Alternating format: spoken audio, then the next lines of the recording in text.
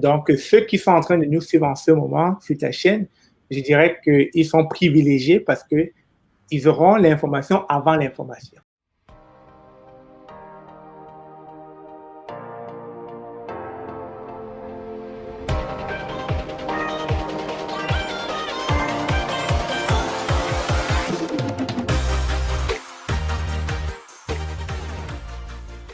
Alors, sans plus tarder, nous allons recevoir Monsieur Stéphane Chouapi pour parler de l'immigration au Canada, avantages et inconvénients. Bonsoir Roland, j'espère que tu vas bien. Ouais, ça va, et toi?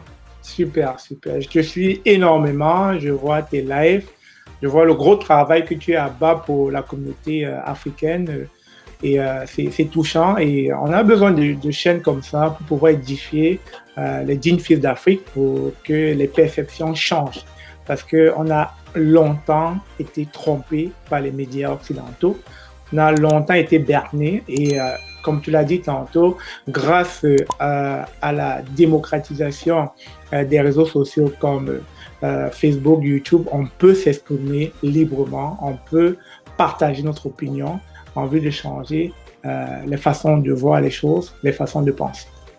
Écoute Stéphane, c'est très encourageant ce que tu dis, c'est vraiment très encourageant.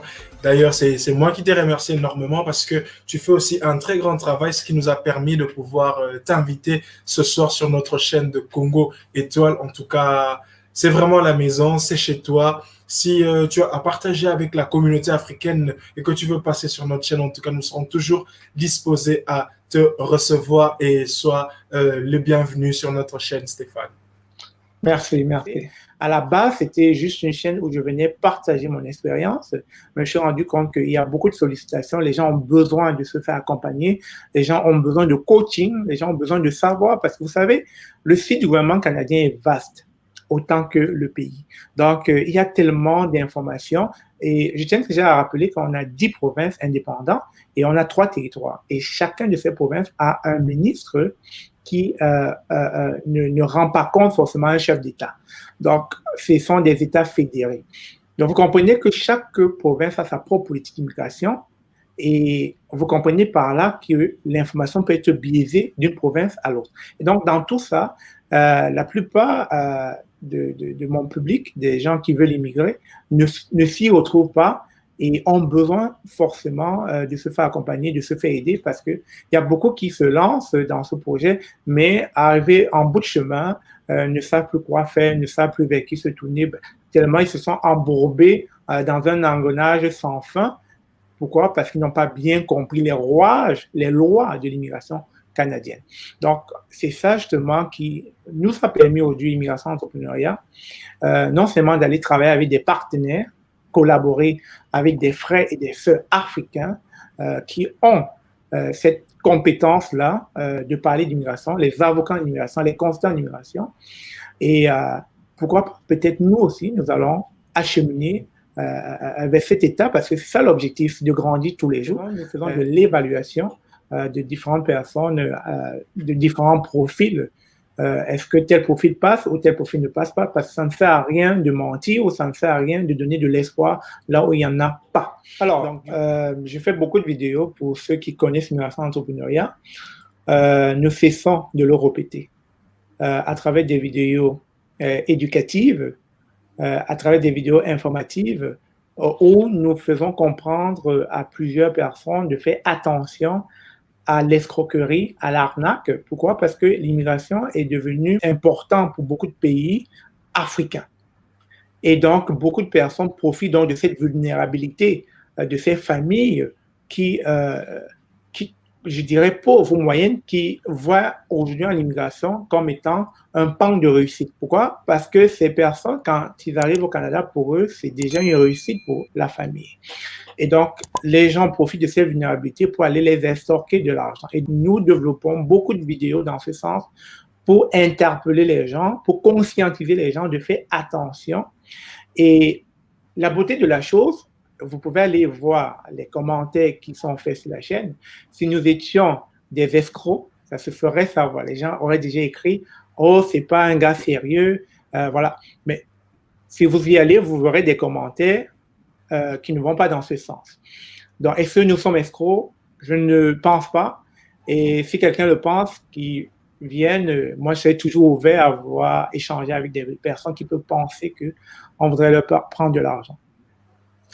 Merci beaucoup, Monsieur Stéphane Chouapi, de réponses que vous êtes en train de donner. Et la plupart, c'est pourriez-vous, s'il vous plaît, regarder ceci? Est-ce que c'est un vrai cabinet d'immigration?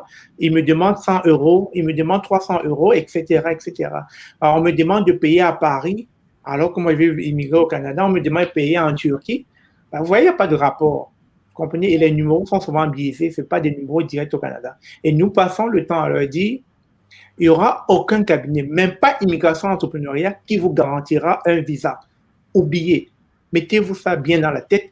Personne en dehors du gouvernement fédéral du Canada ne pourra vous donner un visa.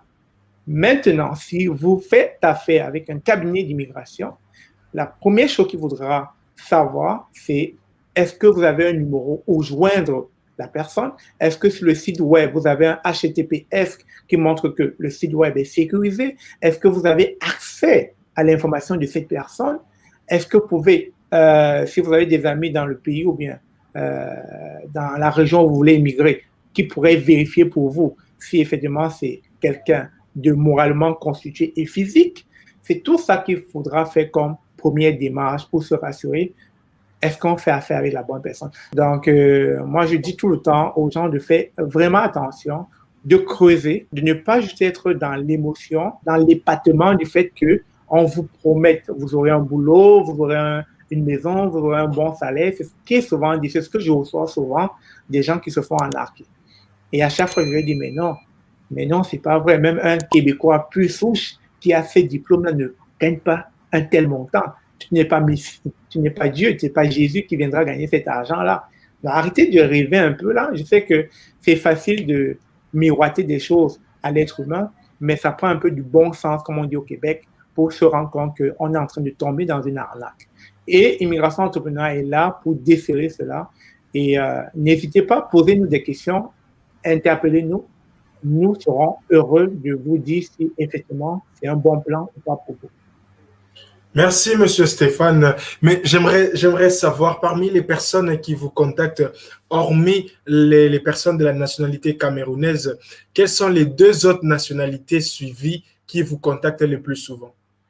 Alors, la bonne chose, c'est qu'on a des statistiques avec YouTube. Les top 5 pays qui regardent beaucoup la chaîne, en dehors des pays occidentaux, c'est le Cameroun, la Côte d'Ivoire et l'Algérie. J'étais vraiment surpris de voir le Maghreb à l'intérieur, mais sinon les autres, c'est la France et le Canada. Donc la Côte d'Ivoire, le Cameroun et l'Algérie.